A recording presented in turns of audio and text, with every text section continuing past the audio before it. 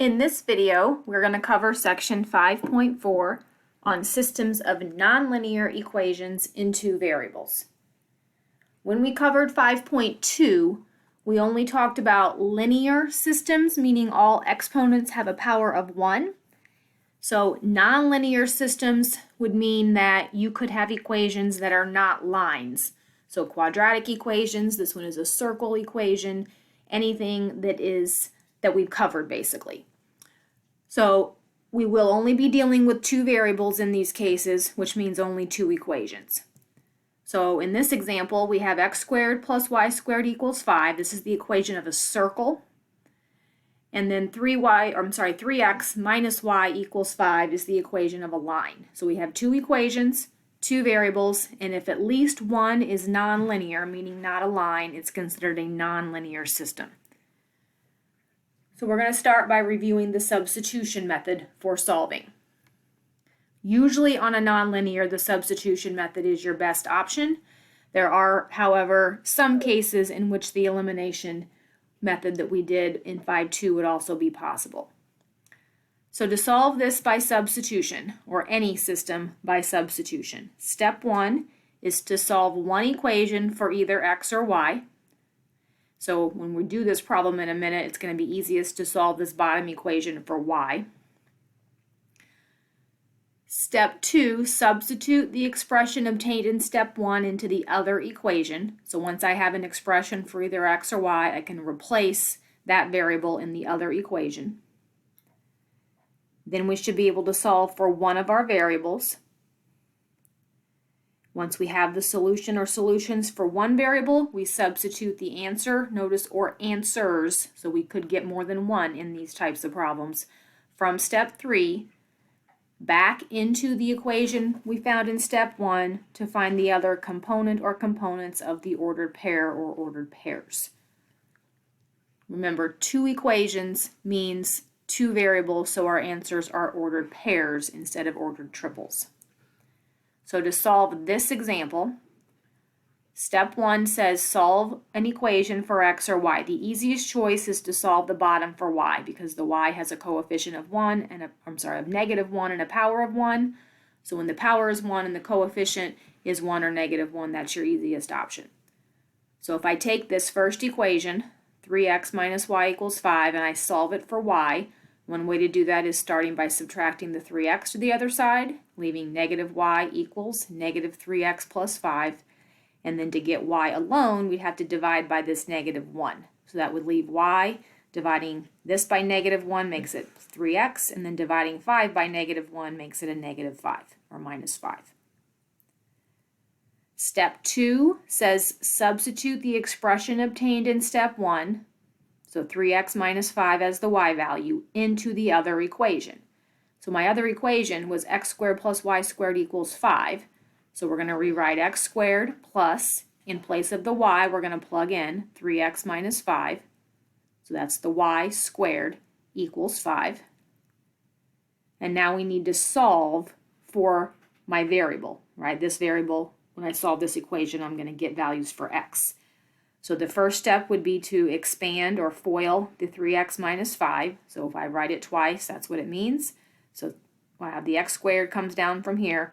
3x times 3x is 9x squared. 3x times -5, that's -15x. In the middle, we get another -15x. And then on the end, we get plus 25 equals 5. Now we're ready to collect like terms and set to 0. So x squared plus 9x squared is 10x squared. -15x and -15x is -30x.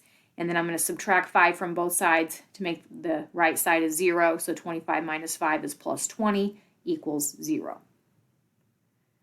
So now we have a quadratic equation and we're ready to factor. However, I noticed that all terms are divisible by 10.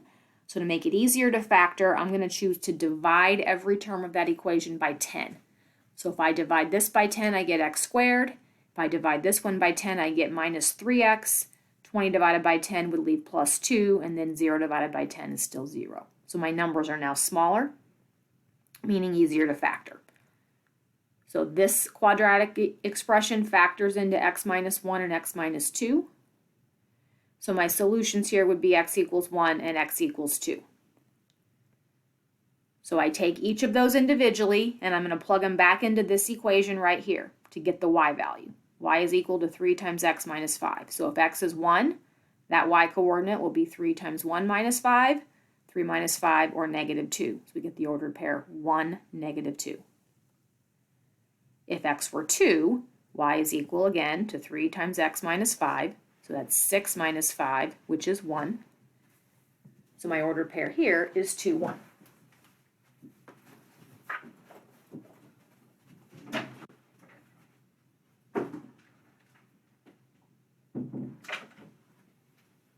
So my solution set would be the two ordered pairs, 1, negative 2, and 2, 1. So let's do another example of solving by substitution. X plus y equals 1, x squared plus xy minus y squared equals negative 5. So if I'm going to solve this by substitution, it's easiest to choose the first equation, and I could solve it for either x or y fairly easily. I'm going to choose to solve this one for x. So if I solve it for x, I would be subtracting the y from both sides, so I could write this as x equals 1 minus y. That means I'm going to have to take this expression as the x value and plug it in for x in the other equation. So if I replace x with 1 minus y, we get 1 minus y squared plus, again, this x gets replaced with 1 minus y, so that's 1 minus y times the y, followed by the minus y squared equals negative 5. So solving this equation will obtain values for y. So we're going to FOIL this, y minus 1 times y minus 1, so that's 1 times 1 is 1. The outer product is negative y, the inner product also negative y, and then the last two numbers multiplied together is plus y squared. Here we have to distribute the y through the parentheses. So 1 times y is y, minus y times y is y squared. And then I still have this minus y squared equals negative 5. So now I'm ready to clean this up. I do notice that a few terms will cancel. I have a negative y term and a positive y term, so I can drop those out, and I have a y squared and then a negative y squared, means those can cancel out. So then I would be left with another negative y squared, I'm just going to write that first because it's the highest exponent, minus y plus the 1. So just rewriting what's left on that left side in decreasing order of exponent, equals negative 5. Let's add this 5 over to the other side. So adding 5 here leaves a 0, and if I add 5 to the 1, I get a 6. Again here, all of these terms are divisible by negative 1. So if I just divide by negative 1, it'll get rid of my leading term negative sign. So dividing this by negative 1 leaves positive y squared plus y minus 6 equals 0. This then factors into y plus 3 and y minus 2. So my solutions for y are negative 3 and 2. We now have to take those answers and find the x coordinate. So we come back up here. This tells me how to find x. X is 1 minus y. So if y is negative 3, x is 1 minus negative 3, or 4. 1 plus 3 is 4. So that's the ordered pair, 4, negative 3.